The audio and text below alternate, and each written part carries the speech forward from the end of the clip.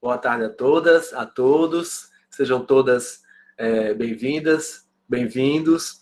Como parte da programação do 21º Encontro de Extensão da Universidade Federal da Paraíba, estamos iniciando a tertúlia de número 12, da área de educação, onde serão apresentados os seguintes projetos de extensão.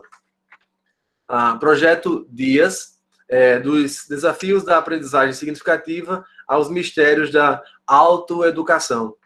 Um projeto coordenado por Signe Deise Castro de Melo e Silva e que, no momento oportuno, vai ser apresentado por Marcílio Correia e Antônio Regis. O projeto também Música Clássica para Leigos, curso básico de Teoria Musical e Solfejo 2020.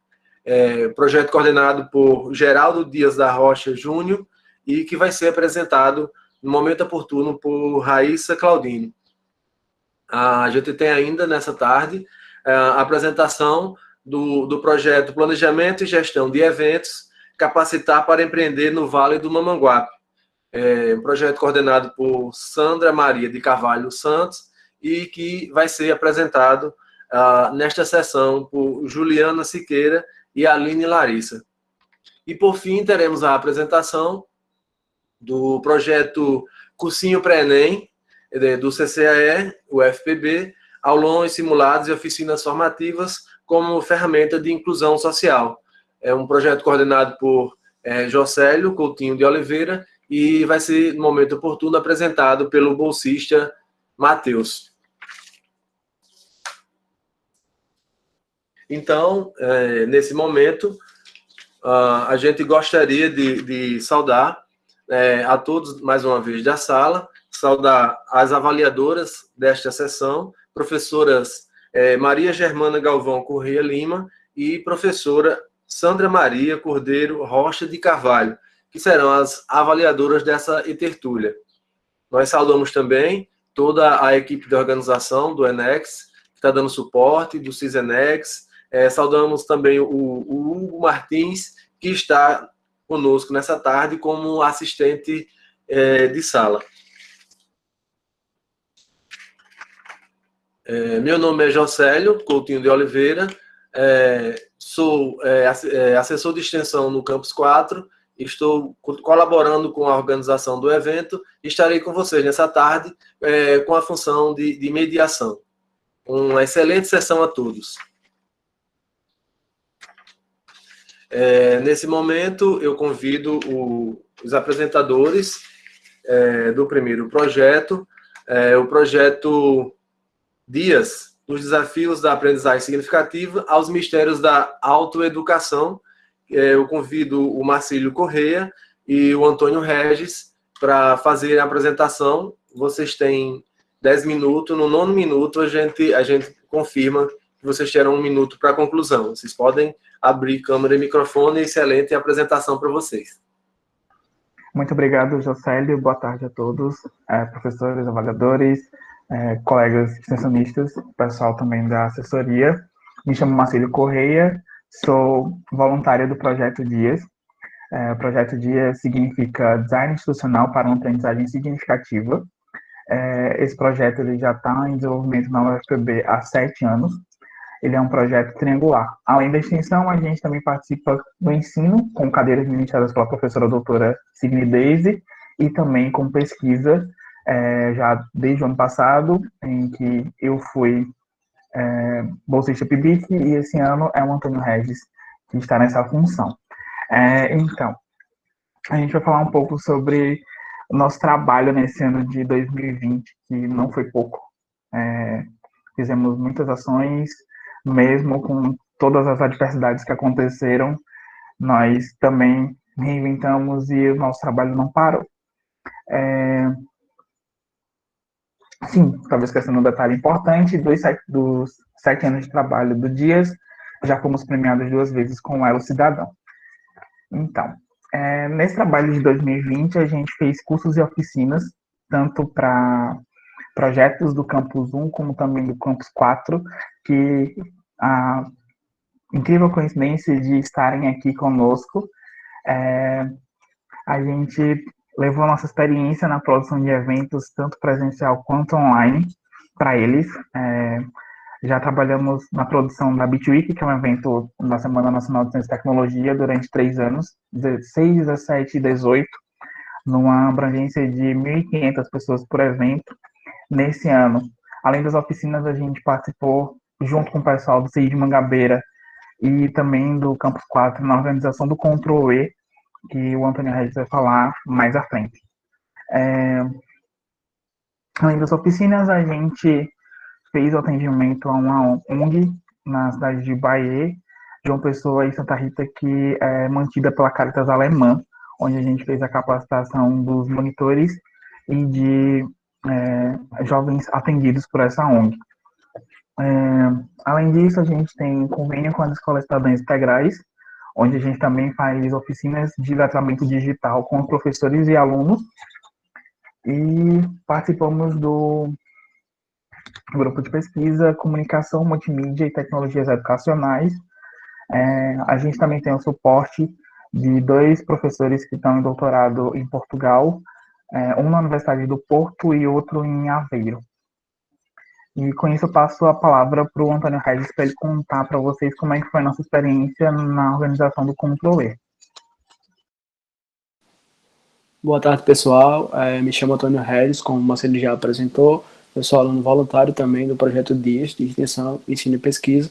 E eu vou falar um pouco sobre a nossa experiência na estruturação e design institucional do Ctrl-E, que é o Congresso Nacional sobre Tecnologia e Educação. Esse congresso seria realizado nas dependências da UFPB de forma presencial, mas devido à pandemia a gente teve que readaptar, né, a nossa programação, a nossa estrutura para online. Então o congresso foi realizado 100% de forma online, tendo como âncora a plataforma Moodle Classes da UFPB, que foi desenvolvida aí para os períodos suplementares. Então todo o congresso ele foi desenhado e estruturado. Essa foi uma das nossas ações, desenhar e estruturar o congresso dentro do Ctrl-E, linkando dentro do Moodle Classes, linkando com as demais plataformas que a gente fez uso, como YouTube, Facebook, Instagram e até Spotify, tendo as palestras sendo disponibilizadas em formato de podcast. Então, o processo, basicamente, foi desde a concepção em si. A gente teve longas reuniões com a equipe organizadora do evento para estruturar direitinho como eles estavam pensando em realizar o evento, como cada programação seria disposta dentro do Moodle. Então, desde o estabelecimento desses requisitos até o processo de certificação, que normalmente é o final do congresso, ele aconteceu dentro do Moodle.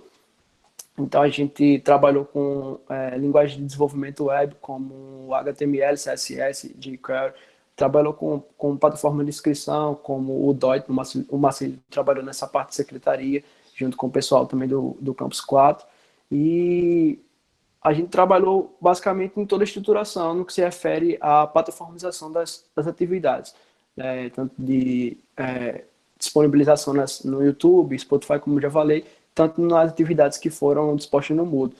A gente também trabalhou com seção de plugins e todo esse link, todo esse desenho do congresso dentro do Moodle.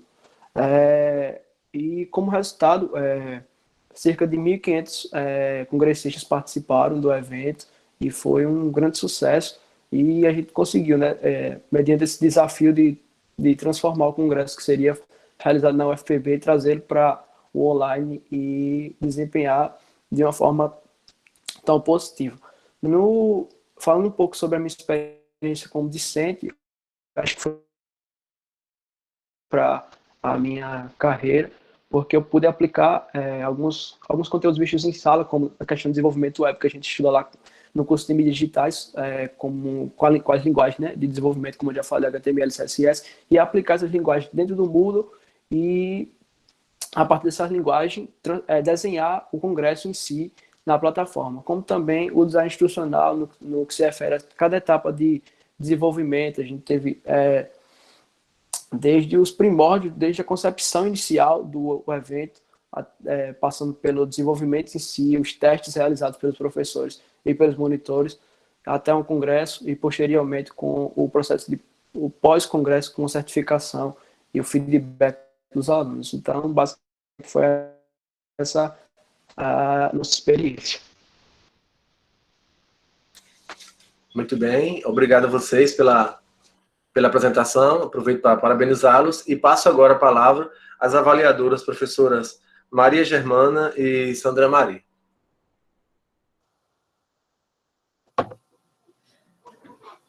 Boa tarde.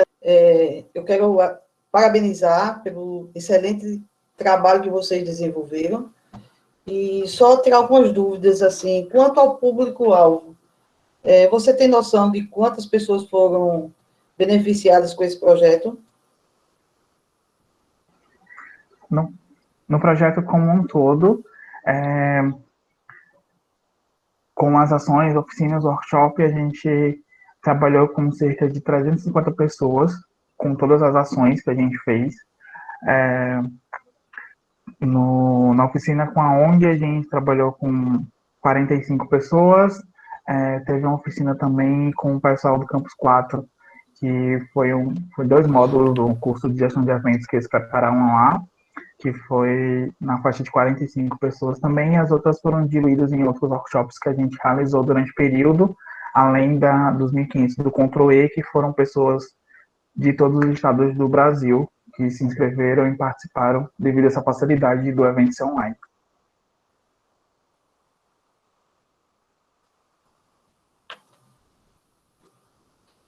Ótimo. Eu não tenho muito tempo, não, né? Pelo que eu vi, só é 2 minutos por cada avaliador, não é isso? Mas, assim, essas metodologias, se eu tiver tempo ainda, eu gostaria de saber se vocês estavam, antes da pandemia, essas metodologias, ou se elas foram adaptadas ao tempo de pandemia.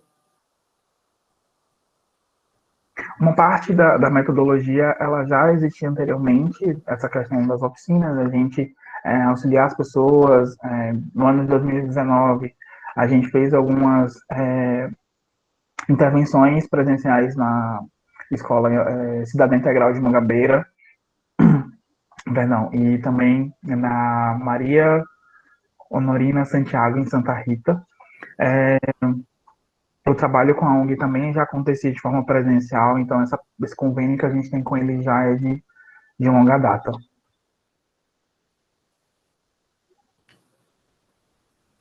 Certo. Parabéns e com a resposta. Passo a palavra agora à outra avaliadora, Sandra Maria. Então, boa tarde. Algumas perguntas, né, a Germana já fez, então, assim, vou ser bem direta. Diante de 7 anos de funcionamento, né, do projeto, quais são os instrumentos que vocês avaliam, o feedback do que está dando certo, do que precisa melhorar? Como é que é feito esse planejamento metodológico? Eu senti um pouco, vocês gastaram até 6 minutos só, né, assim, então, assim, eu senti essa lacuna de entender diante da relevância do projeto, parabenizá-los, né, com certeza existe essa relevância, mas eu senti essa necessidade de entender as demandas e de como que vocês reavaliam o que está dando certo, o que é preciso acrescentar, o que é preciso continuar, como se dá isso? Então, a gente acaba tendo um contato direto com as organizações que a gente for fazer a intervenção. Então, com isso, a gente acaba tendo um planejamento participativo com eles. Então, eles falam as necessidades, como, por exemplo, no caso das intervenções que a gente fez com a ONG, eram professores que não estavam conseguindo ainda pegar a engrenagem das aulas online, como é que eles conseguiriam fazer essas intervenções. Então, a gente chegou, sentou junto com eles e foi apresentando as ferramentas que eles poderiam utilizar, tanto no computador quanto no celular. A gente fez oficinas de Google Meet, fez oficina de produção de podcast. A gente também mostrou como é que eles poderiam disponibilizar o material deles nas redes sociais, Facebook, Instagram, YouTube. Então, com isso, a gente vai sempre realimentando. Então, eles falam, olha, tem isso aqui que eu não consigo fazer. Então, no lugar de a gente dizer, não, eu faço para você, a gente vai lá, senta junto com eles e ensina a eles se desenvolverem.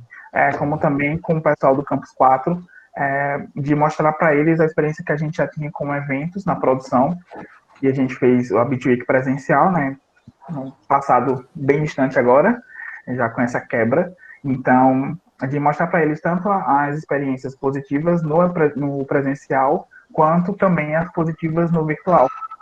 Preparar e dar poder a eles para que eles pudessem fazer outros eventos e movimentar a região.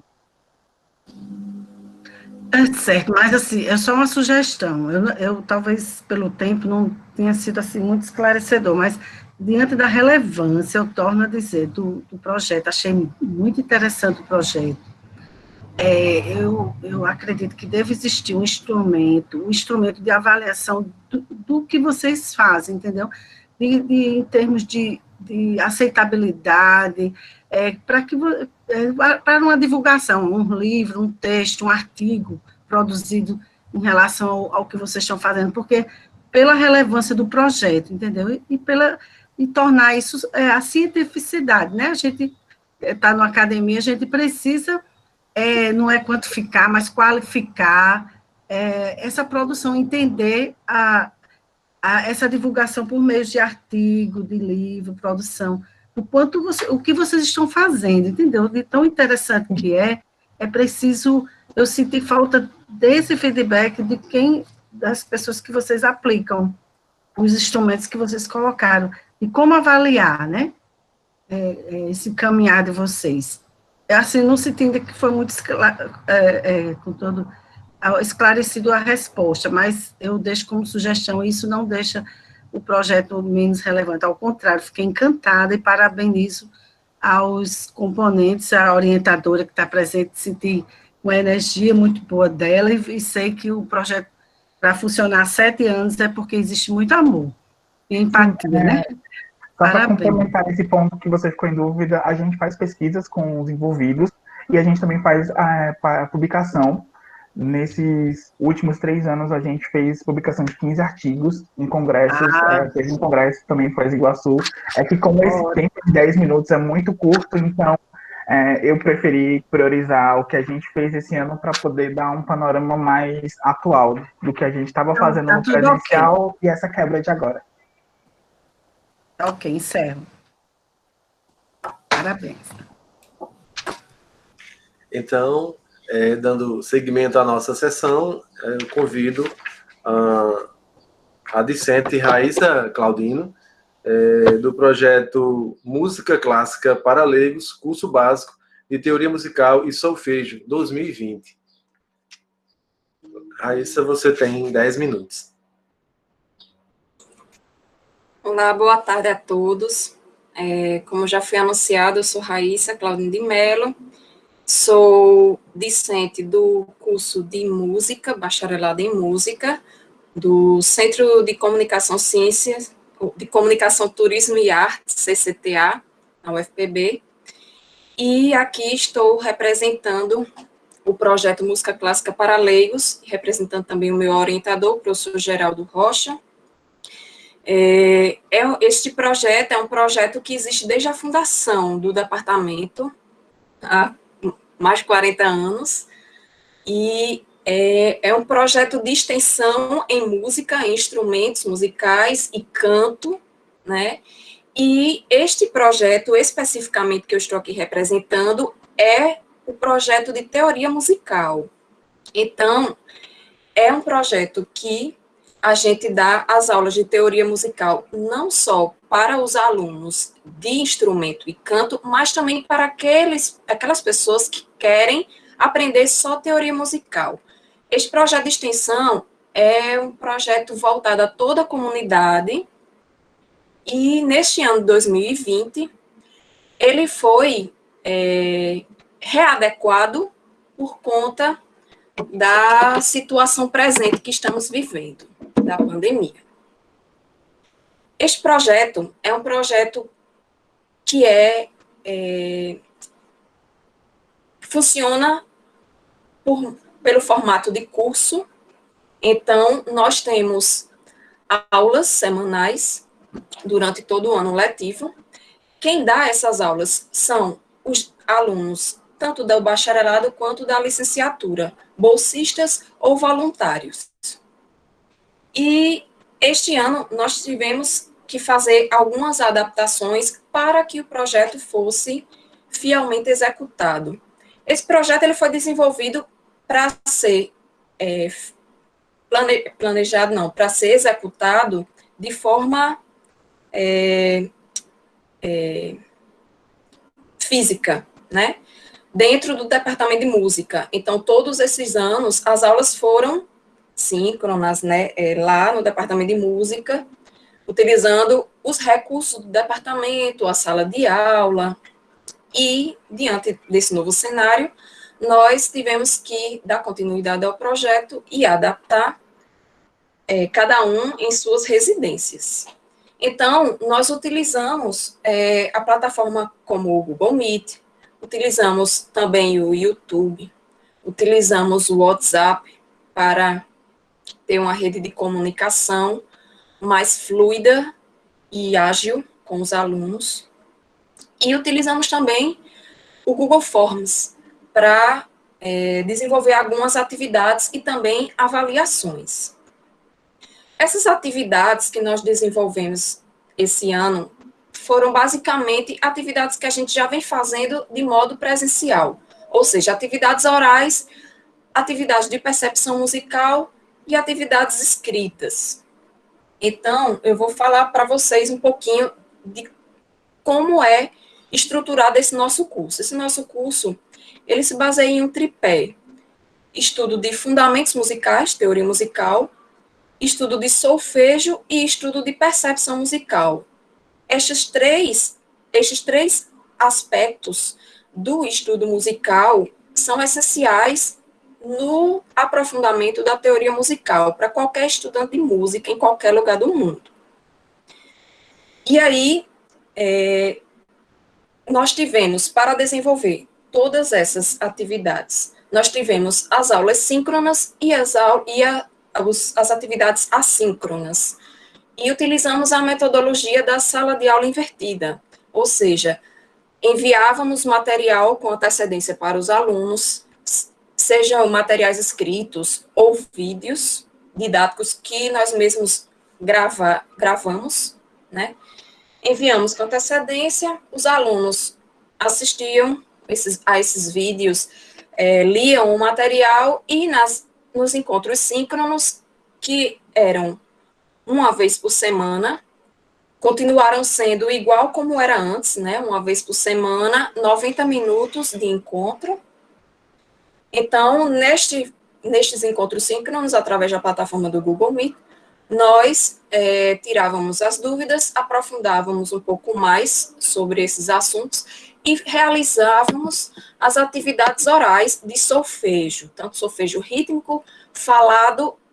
O solfejo cantado nós tivemos um pouquinho de dificuldade, por quê? Porque como cada monitor estava na sua residência, nem todos possuem um teclado na sua residência para fazer as atividades sonoras, diferente da aula no departamento de música, em que todas as salas de aula, de teoria, possuem um piano. Então, nós tivemos esse contratempo para trabalhar o solfejo cantado, mas podemos trabalhar muito bem os solfejos rítmicos e falado. E com relação às atividades de percepção, que antes eram feitas ao vivo, através do piano,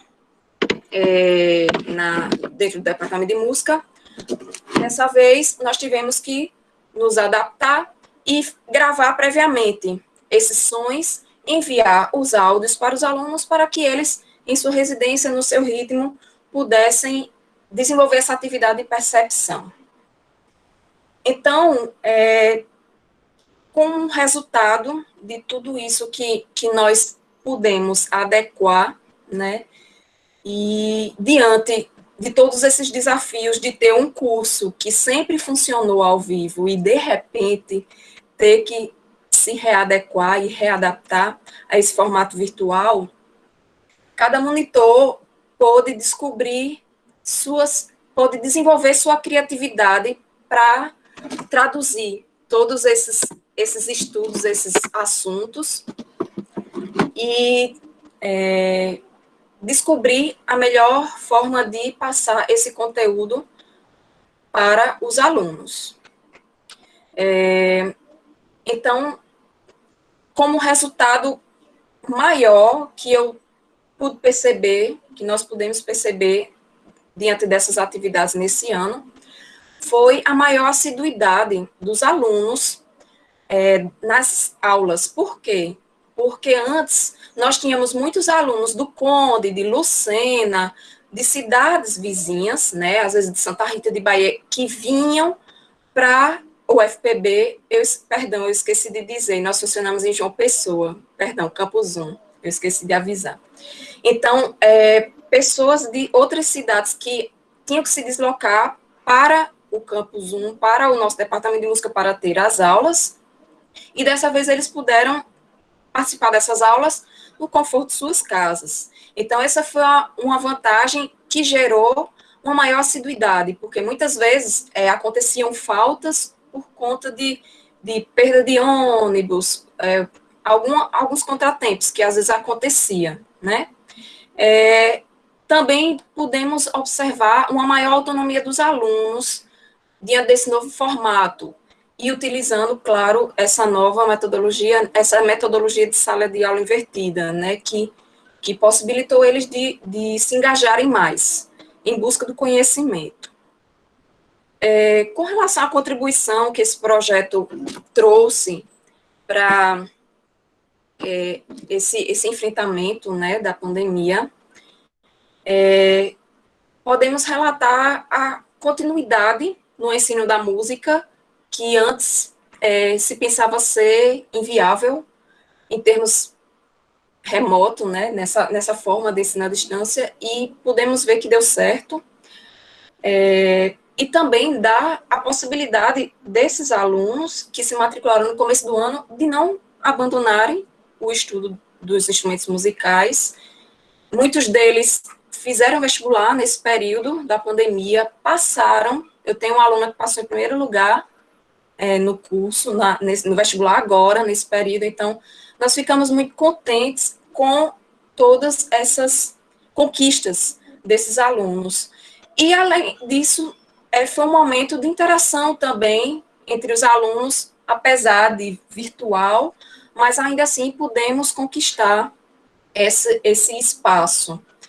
E como aprendizados que nós tivemos para esse ano, o aprendizado do ensino à distância, né? Eu acho que esse foi o principal fator de todos os monitores e os coordenadores se reinventarem, né? Repensarem o seu jeito de dar aula de música.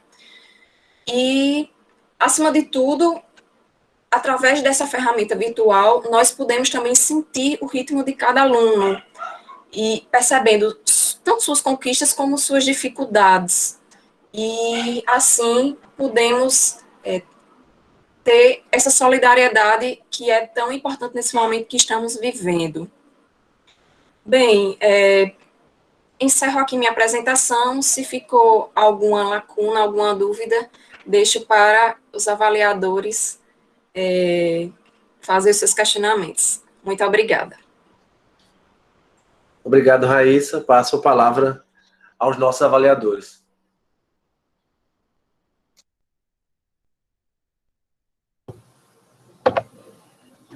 Boa tarde. Parabéns, Raíssa, aí pela brilhante apresentação, pelo trabalho muito bom que você realizou. E eu pergunto assim, esses alunos que fazem parte do seu curso para leigos, bem interessante, eu até me interessei.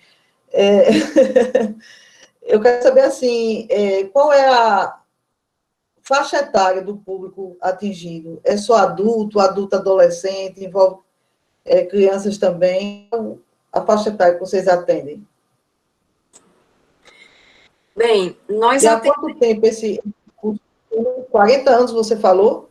O 40 departamento anos que ele existe funciona. há mais de 40 anos e desde a fundação do departamento de música existe o curso de extensão, um curso bem tradicional aqui em João Pessoa, o curso de música, de extensão em música, além do curso de música, né? Temos alunos de Pernambuco que vêm estudar aqui, do Ceará, muitos alunos do Ceará que vêm estudar aqui, porque é um curso realmente tradicional, dentro do cenário paraibano. E a faixa etária engloba a partir, assim, depende, se você for observar as aulas de instrumento, aí vai variar a idade, porque cada professor de instrumento é que estipula o seu perfil de aluno que ele quer atender. Mas no curso de teoria musical, que acontece em paralelo com o de instrumento, que é esse que eu estou apresentando, nós atendemos principalmente adolescentes e adultos. Por quê? Porque o foco do nosso curso é formar pessoas, né, e futuros candidatos a ingressarem nos nossos cursos de graduação. Esse é um dos focos, mas não só esse foco, né? Não queremos só alunos de música, obviamente. Temos a maioria dos alunos, na verdade, do nosso curso não fazem música, fazem o curso estudam o instrumento e a teoria musical por hobby, mas como estamos dentro da instituição universitária, é de nosso interesse formar alunos para fazer vestibular e ingressar nos nossos cursos. Por isso que atendemos no nosso curso de teoria musical adolescentes e adultos. Tá ótimo.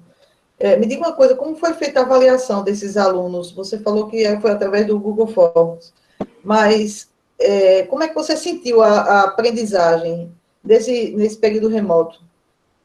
Teve diferença em relação ao presencial? Você acha que caiu, melhorou? Você falou que a questão da frequência melhorou, mas em relação ao aprendizado, a qualidade do curso? Certo. Com relação à qualidade do curso, no início tivemos um pouquinho de dificuldade, porque fomos todos pegos de surpresa. Tivemos que adaptar tudo de uma hora para outra. Como eu mencionei, nunca havíamos dado esse tipo de aula por via remota. Então, no início, foi um pouco difícil, tanto para os monitores, quanto para os alunos entenderem o que é que estava acontecendo ali, né?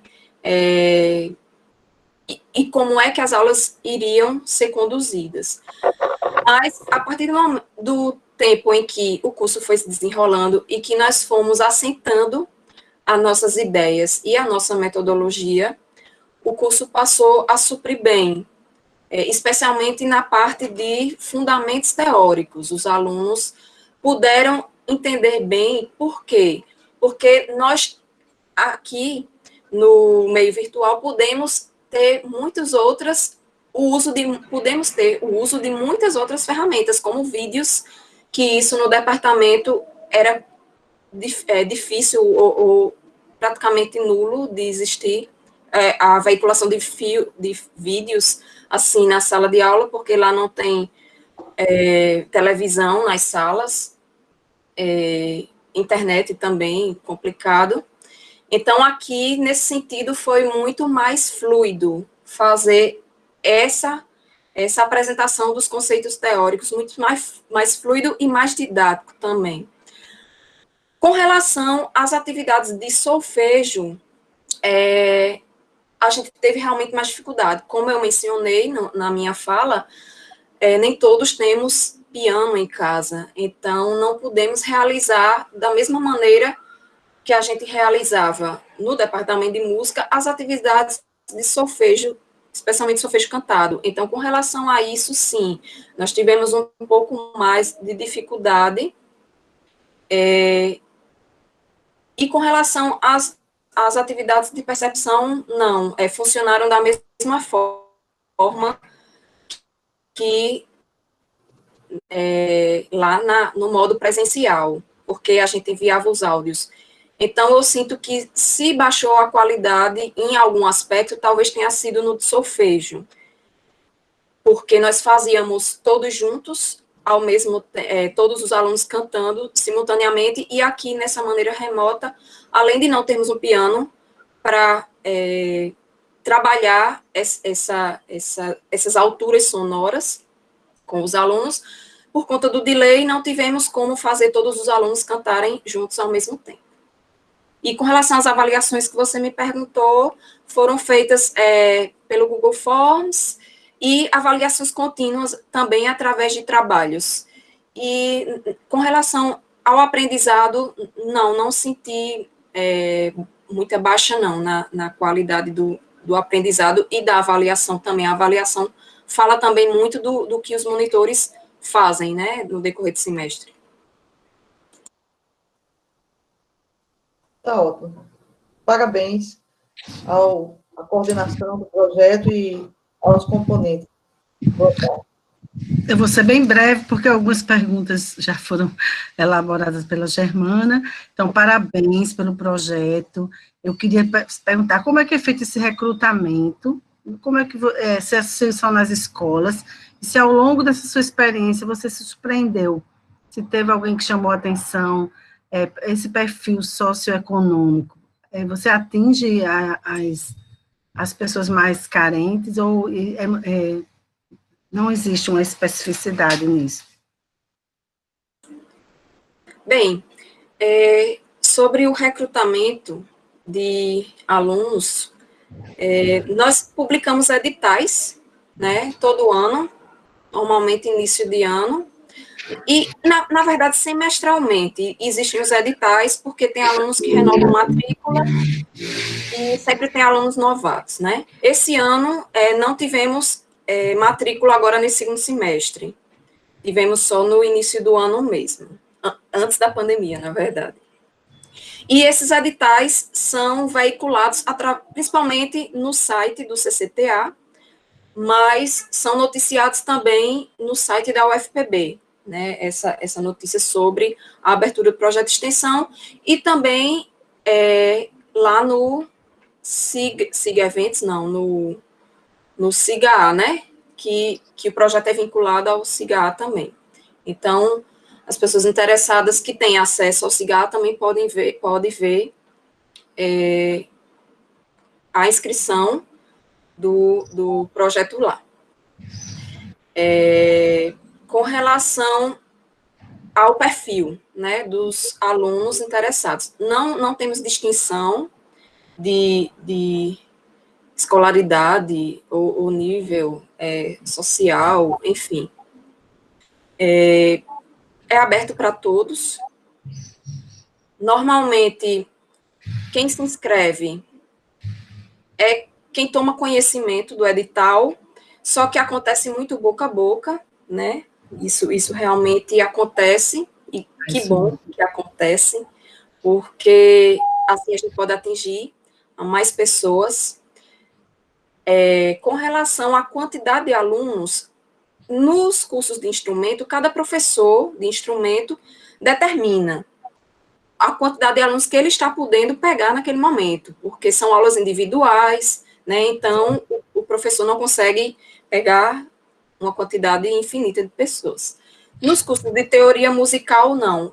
A gente deixa aberto, e só que damos um prazo de matrícula, né? 2, 3 dias, e aí as pessoas se matriculam naquele período. Quem não pode pagar a taxa que é semestral, sempre dá para se conversar com a coordenação, e a coordenação ouve e dá a bolsa. Isso nunca foi empecilho para que outras pessoas pudessem participar dos nossos cursos. Tá ótimo.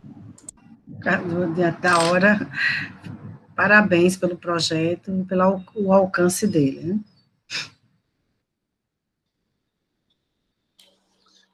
Obrigado, Raíssa. Obrigado aos avaliadores, as avaliadoras dessa tarde, né? Professora Maria Germana e professora Sandra Maria. Gostaria de convidar agora as discentes Juliana Siqueira e a Aline Larissa para fazer a apresentação do projeto Planejamento e Gestão de Eventos, capacitar para empreender no Vale do Mamanguape. Um projeto coordenado por Sandra Maria de Carvalho. Vocês têm 10 minutos. Boa apresentação. Boa tarde a todos e todas. Meu nome é Juliana, eu sou bolsista do projeto Planejamento e Gestão de Eventos, capacitar para empreender no Vale do Mamanguape. Sou graduanda do 9º período do curso Secretariado Executivo Bilíngue no Campus 4. O objetivo do projeto era ensinar para os agentes culturais e os... Só um momento, esqueci agora o nome. Os agentes culturais e as pessoas que trabalham nos órgãos públicos sobre planejamento e gestão de eventos, pois muitos lidam com essas questões de organização de eventos e muitas vezes eles não têm conhecimento sobre. Participou do projeto 5 discentes do curso de secretariado e 3 docentes do CCAE do Campus 4, lá em Mamanguape. Entre eles, a professora Sandra Maria, que é a coordenadora do projeto. Também tivemos a participação de Solange Giorni, de Minas Gerais, que ela participou do projeto colaborando. A gente também teve participação do projeto Dias, com a professora Signy Deise, a professora Cibele Santiago, coordenadora do curso de secretariado, lá do Campus 4, e Maria de Socorro, secretária do Campus 1. Ela é secretária aí no CCTAE, do Campus 1 da UFPB. A gente está no primeiro ano do projeto e a gente teve que fazer as adaptações porque a gente tinha a ideia inicial de fazer o projeto em espaço físico, mas por conta da pandemia a gente não pôde fazer em espaço físico. Então, a gente utilizou lives no Instagram e a plataforma do Google Meet para fazer o curso de Planejamento e Gestão de Eventos. Aí, agora eu vou passar para a Aline, para ela falar um pouquinho sobre isso. Bem, gente, sou a Aline, como Juliana comentou, e eu sou voluntária do projeto. A gente fala sobre a questão da realocação do projeto de presencial ao espaço remoto. Então, quando a gente fala sobre isso, a gente fala sobre plataformas como o Instagram, como o Facebook, como o WhatsApp, e até mesmo o Gmail e o Google Meet, para atrair o pessoal, tanto os discentes quanto os agentes culturais em relação à organização de evento, mas também para atrair o interesse, né, dentro desse projeto. O planejamento do projeto, inicialmente, como a Juliana falou, era para ser presencial. Então, como aconteceu a pandemia, a gente fez algumas reuniões, certo? O planejamento foi baseado em reuniões para definir como é que ele ia se desenvolver. Após isso, houve a definição dos palestrantes, já que é um mini curso que a gente ofertou sobre organização de eventos. Após isso, foi realizadas as inscrições para esse público-alvo que a gente esperava se inscrever.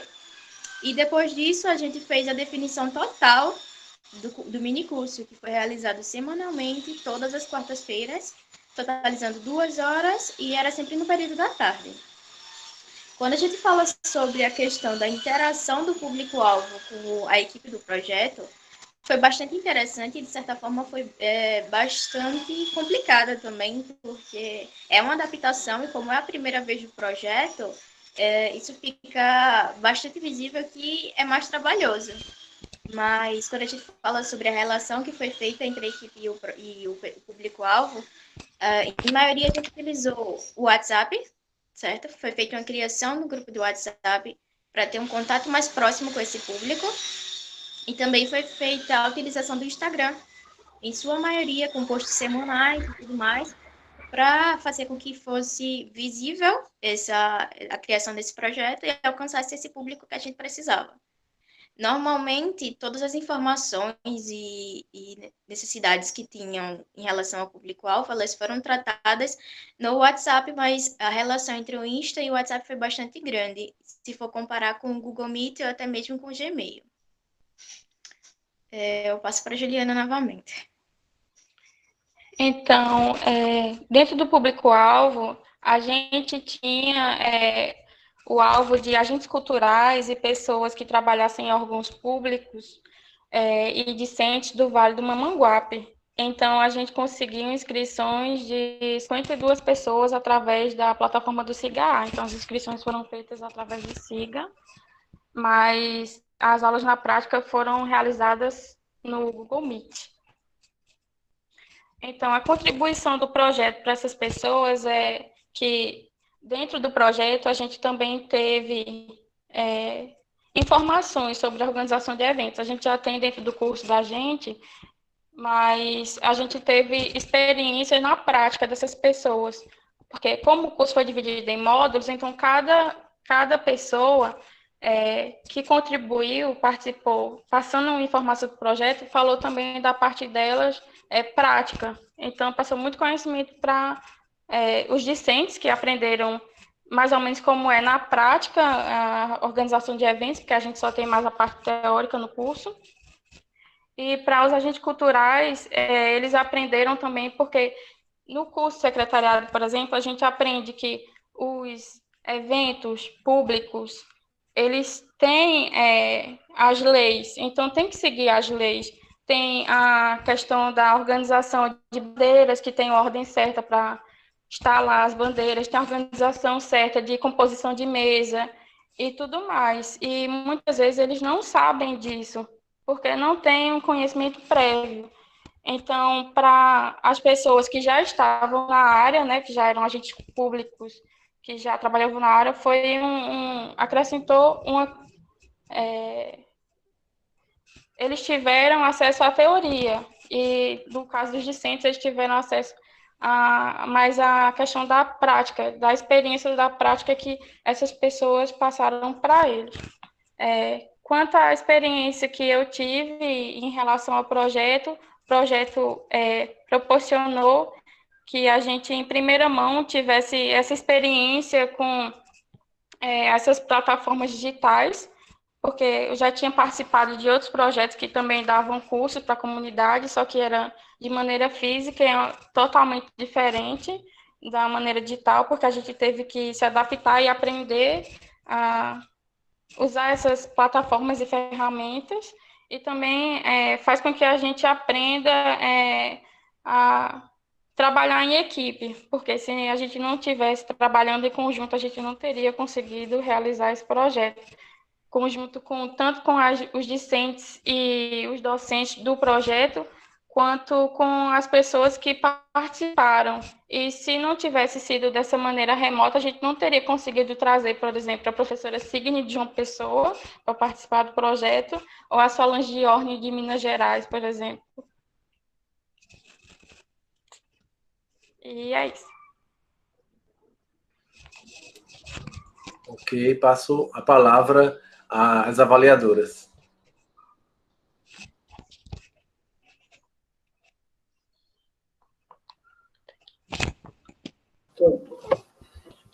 Boa tarde, Aline e Juliana. Parabéns pelo excelente trabalho. O projeto de extensão, uma coisa maravilhosa, né? Como tem a capacidade, a gente vê os projetos maravilhosos que está colocando na universidade a serviço da comunidade, como é bacana essa interação, como tem a contribuir, né, com a sociedade, a nossa universidade.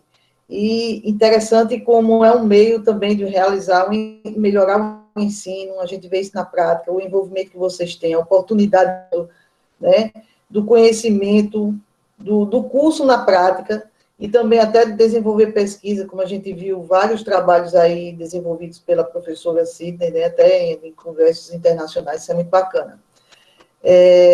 O que eu quero perguntar a vocês é a questão de esse tema, né, de planejamento de eventos nessa época de pandemia. Será que vocês vão dizer, além das metodologias de ensino que tiveram que ser adaptados, né? Porque, a princípio, o curso foi feito para ser presencial, não é isso? E vocês tiveram que adaptar com metodologia online. O conteúdo do curso não mudou, a adaptação da nova realidade dos eventos? Será que se aplicou tudo que vocês tinham planejado no curso para ser efetivamente ministrado para a população que foi beneficiada pelo curso? O que é que vocês me dizem disso?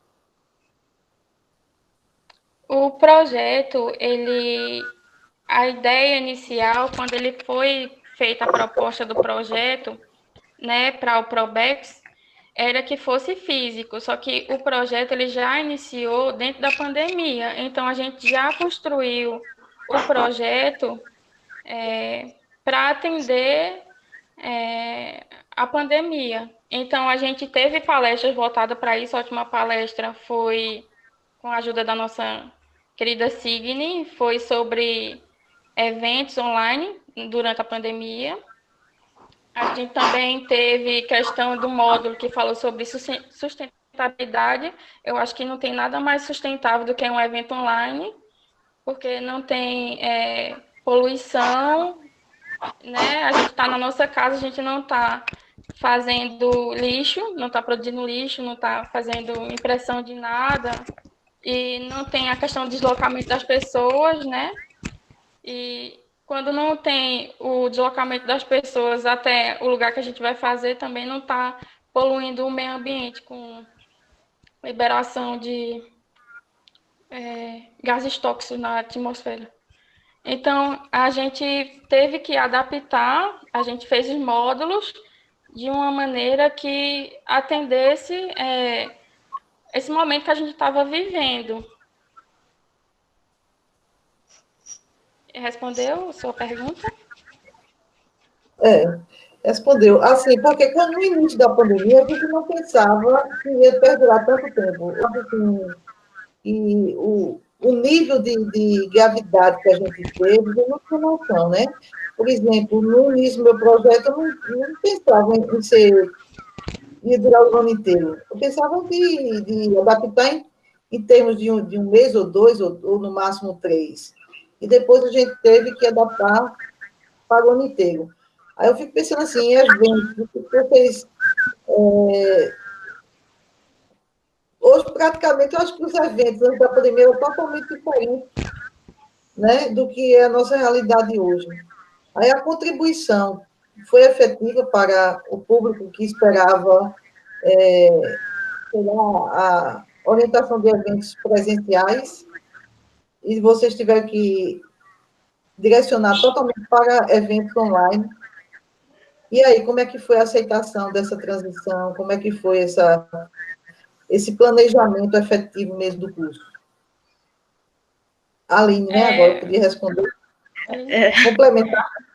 Então, eu acredito que sim, tenha sido bastante satisfatório, porque todo mundo sabe qual é a dificuldade de se fazer um evento online, principalmente por causa da questão da energia, da presença desses alunos no âmbito remoto, mas foi bastante satisfatória, porque nosso público, quando a gente falava sobre ter um público, a gente não sabia que ia ter, por exemplo, 52 inscritos, e isso meio que ultrapassou nossa expectativa, sabe? Porque é complicado você dar uma aula online, ofertar essa aula e as pessoas comparecerem. Então, quando a gente relaciona isso até mesmo ao conteúdo que foi ofertado, a gente fez com que isso se tornasse interessante para que eles permanecessem dentro da aula, sabe? Então, eu acredito que sim, foi satisfatório.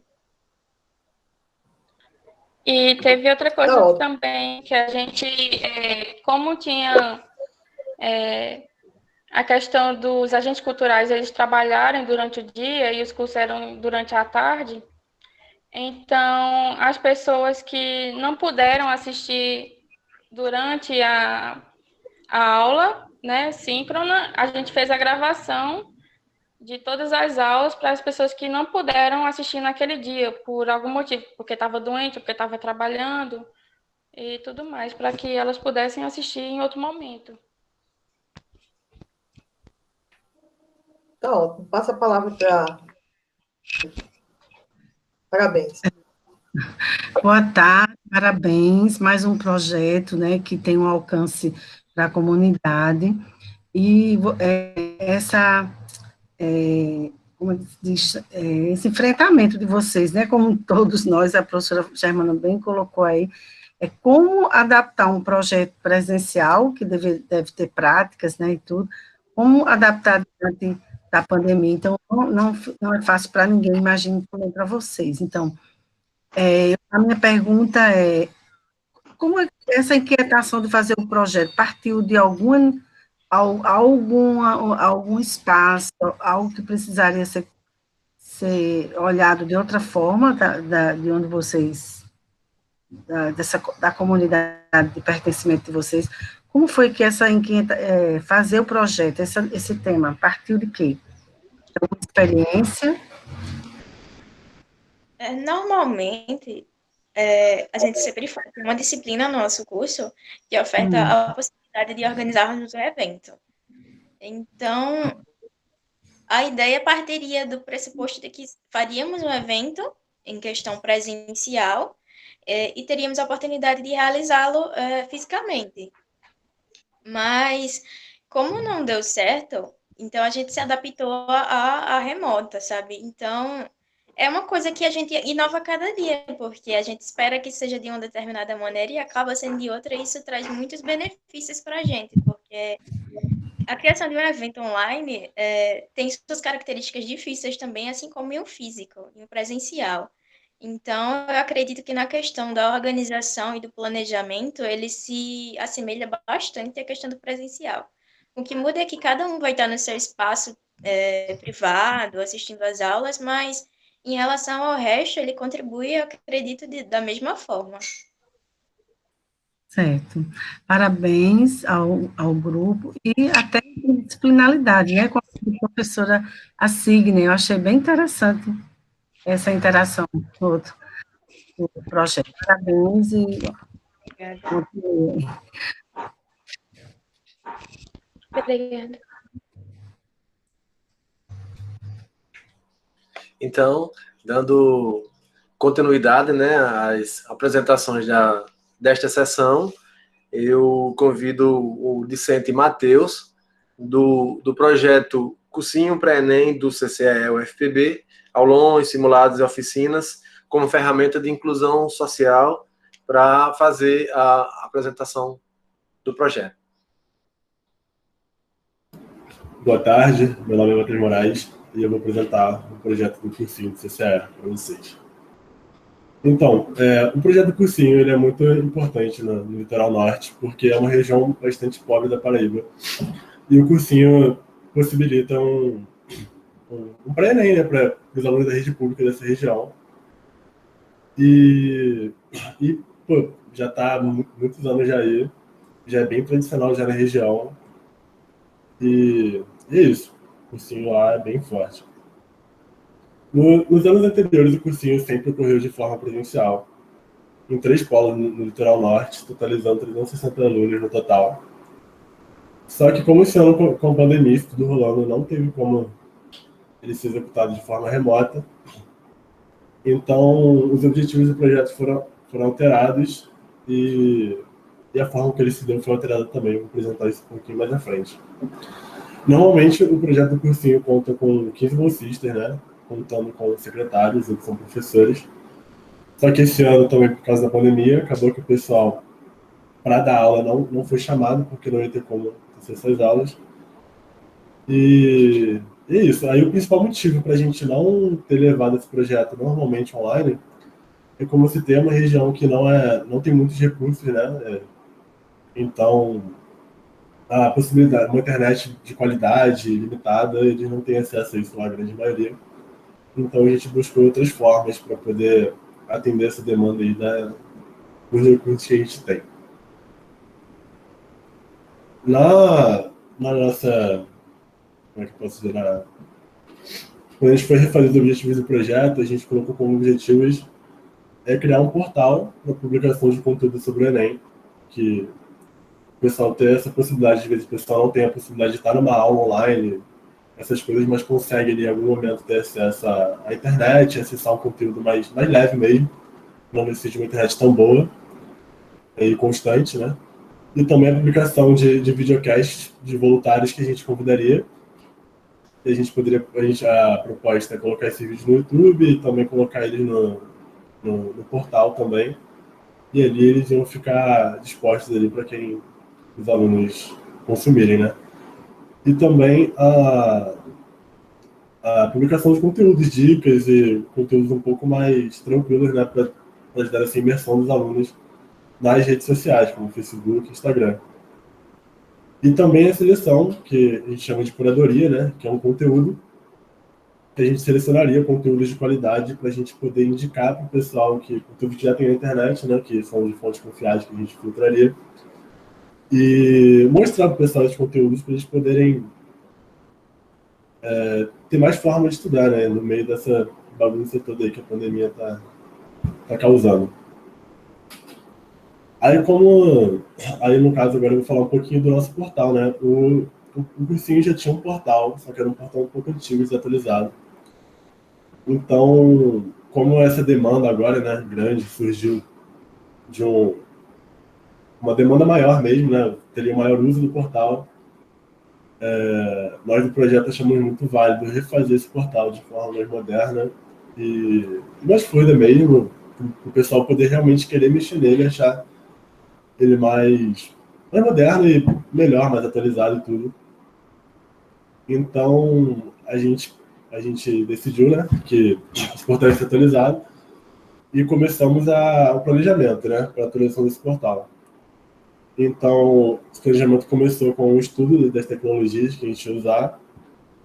Aí, eu realizei alguns cursos em PHP, CSS, HTML, toda essa base para desenvolvimento web. Aí, estudei, a gente planejou mais a fundo como que a gente queria que ficasse esse portal. E depois foi a parte que a gente, de fato, executou e saiu o portal. Está lá feito. Agora a gente está trabalhando na parte de colocar conteúdo nele. Aí também, né, como eu citei antes, atividades de divulgação dos conteúdos no portal e nas redes sociais. E o nosso objetivo é esse, a gente está fazendo toda uma preparação do meio ambiente, do ambiente, né, para a gente poder ter essa divulgação no portal o mais fluida e tranquila possível nas redes sociais, né.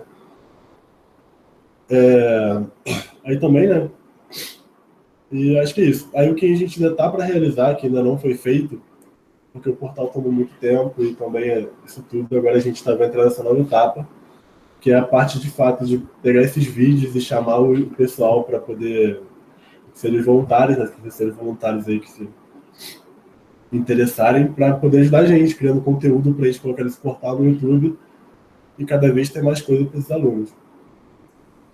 E isso é muito importante, esse portal, esse conteúdo de vídeos, porque não é uma coisa que vai acabar, sabe? Por exemplo, esse portal moderno, atualizado, vai estar lá por muitos anos.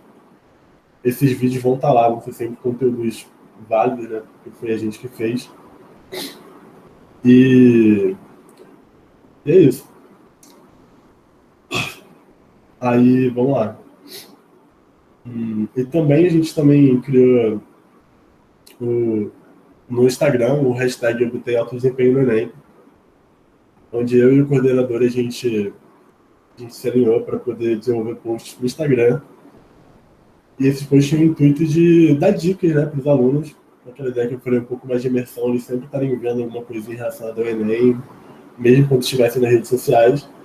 Então, o coordenador do projeto selecionou algumas dicas e eu fui criando os templates desses posts e colocando as coisas dentro dos templates. Aí eu fazia toda como é que diz, todo o desenvolvimento, né, desse conteúdo para o Instagram, mandava para ele aprovava ou não. Se fosse aprovado, a gente postava e posta esse conteúdo no Instagram e no Facebook. E eu acho que é basicamente isso de atividade que a gente desenvolveu. Nossas reuniões sempre fazendo por meio de Google Meet. Reuniões constantes via Google Meet para a gente poder estar sempre alinhado e fazer as coisas da melhor forma possível. E eu acho que é basicamente isso que ele desenvolveu. E agora eu vou dar um pouco minhas considerações sobre como rolou isso tudo e que contribuição acadêmica profissional isso teve para mim. Eu acho que foi muito válido esse estudo que eu tive, porque além de ser uma área de educação, né, que meu curso não é muito voltado para isso, foi uma coisa que eu tive a possibilidade de ter contato. Também tive que estudar bastante para desenvolver esse portal e bastante tecnologias web, coisas que tive que me aprofundar de verdade. Isso me ajudou um pouco até a ingressar no mercado de trabalho como desenvolvedor web.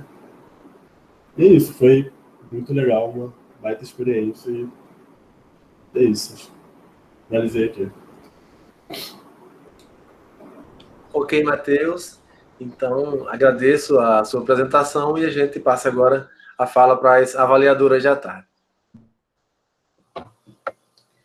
Boa tarde, Matheus. Parabéns pelo seu trabalho. Tive, durante a sua fala, alguns problemas aí que deu uma caída na minha internet e eu perdi um pouco da sua apresentação. Mas aí, uma dúvida que eu tenho, assim, a metodologia que você utilizou, me deixou eu fiquei meio, não sei se você se expressou bem, eu perdi, ou se não ficou bem claro a sua fala.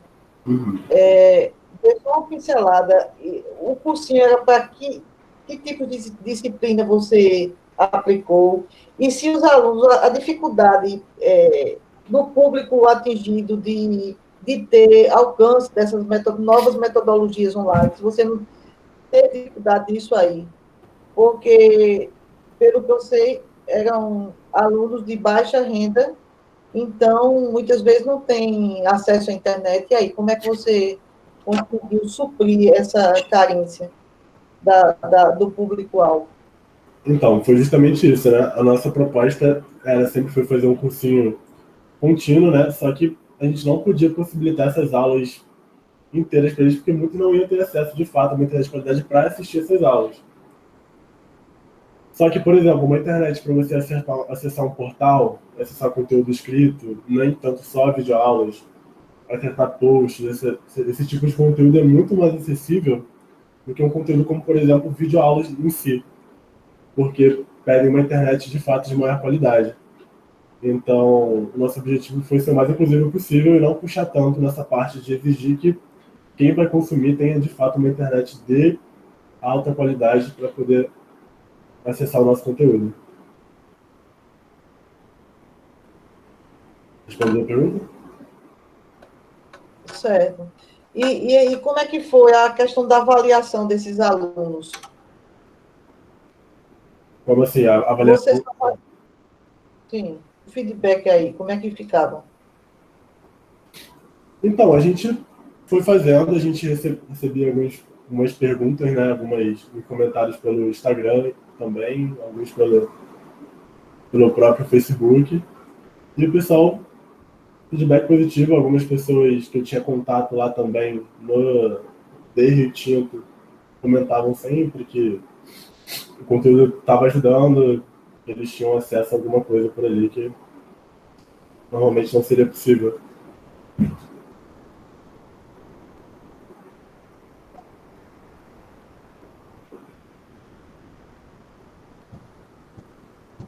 Tá certo, tá bom. Eu passo a palavra para a Sandra. As dúvidas que eu tive também, que a Germana falou, em relação à quantidade de alunos, em relação ao instrumento, porque dentro da perspectiva da Covid, né, você teve que fazer, como é que foi esse alcance, que a professora colocou muito bem, a professora Germana, sabemos que o perfil, eu conheço duas pessoas que falaram, até parabenizar, falaram muito bem desse cursinho, fico muito feliz da existência dele, né? Então, mas diante dessa mudança, como foi que eles avaliaram esse instrumento? Quem teve acesso ou não? Porque hoje em dia, né, o acesso não é tão amplo. Quem é que conseguiu? Você teve como fazer entender como foi essa resposta? porque a ideia é excelente. Agora, essa clientela, ela deu retorno? Houve uma evasão? Ou não, justamente por não se ter esses instrumentos? Então, o que a gente tem agora para medir o nosso alcance é basicamente a nossa página do Instagram e do Facebook, né? Que são onde os nossos conteúdos, por exemplo, aquela hashtag obter alto desempenho também são postados. Então, a quantidade de seguidores que a gente tem ali é o que a gente pressupõe que é o que a gente está alcançando, né?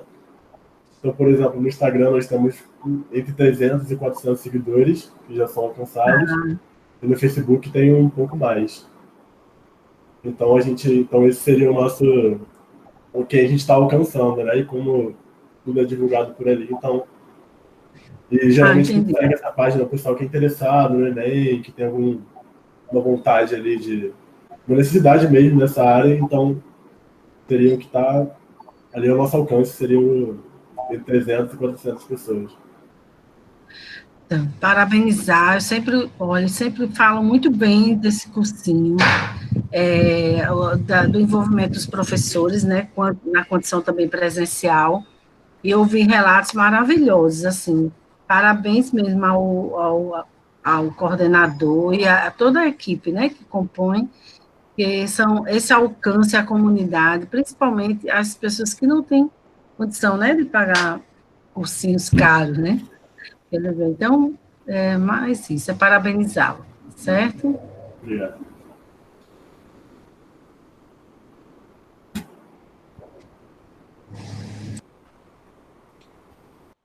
Então, pessoal, dando continuidade à nossa sessão, eu convido vocês a abrir as câmeras para a gente fazer o nosso registro. Aquela foto. Bem rápido, dizer parabéns a todos, viu? Assim, um nível excelente das apresentações. A gente fica sabendo de tantos cursos, tantas extensões, projetos interessantes, né? O Enex é sempre bem-vindo. Posso aproveitar para uma oportunidade. Desculpa, uma oportunidade única de a gente estar participando, principalmente na área, né, nessa área da educação, né, que eu sou da área da saúde, então a gente tem a oportunidade de interagir com outras áreas, é muito enriquecedor. Parabéns a todos. Eu vou me apresentar também, eu sou professora de fisioterapia e trabalho com crianças, no serviço de fisioterapia infantil, com crianças com deficiência. Mas sempre estou muito encantada. Tudo que alcança a comunidade e os mais carentes, os que vivem um processo que necessita de empatia mesmo, vocês mostraram isso, assim, a questão do outro, né? É importante que a gente alimente bastante isso, nesses últimos 4 anos, né? E esses últimos 2 anos que se restam. Não vamos perder nunca essa essência, ninguém tira isso da gente. Posso mandar um beijo para o pessoal de Rio Tinto, professor Josélio. Beijo, menina. Saudades. Professora, a gente teve um dos grandes prêmios da pandemia para a ciência e tecnologia. Mentira. A perspectiva serviços para projetos. Isso foi fantástico, foi muito bom. E com isso a gente conheceu o projeto de gestão de eventos, os 4, ficamos encantados, e agora a gente está tendo a oportunidade de fazer uma visita física lá, para conhecer o campus, tá? Estamos à disposição, viu? O teu telefone aí, você trabalha com letramento digital, então precisando, assumir o que tá? Parabéns à equipe, parabéns à extensão, parabéns à mesa de avaliadores, parabéns aos meninos todos, e, óbvio, parabéns aos meus 2 princesas, era um show. Boa tarde. Pessoal, então, aquele registro. No 3, Hugo, você faz o registro aí, quem quiser também aproveitar. 1, 2, 3. Feito o nosso registro, Professora Sandra e professora Maria Germana gostariam de acrescentar alguma coisa?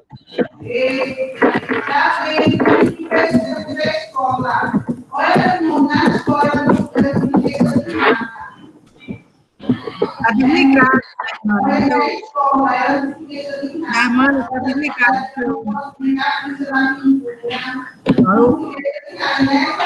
Eu gostaria de, sempre, eu considero um momento de aprendizado, conheci demais os projetos, fico imaginando vocês neles, organizados, pensando no outro, sempre a ideia da empatia, essa palavra faz parte da minha vida, e eu senti isso, certo? Cada um falando. Então, alimentar o que há de bom, essa é a mensagem que eu tenho, porque a gente não pode entrar em nenhuma sintonia que deprecie o ser humano.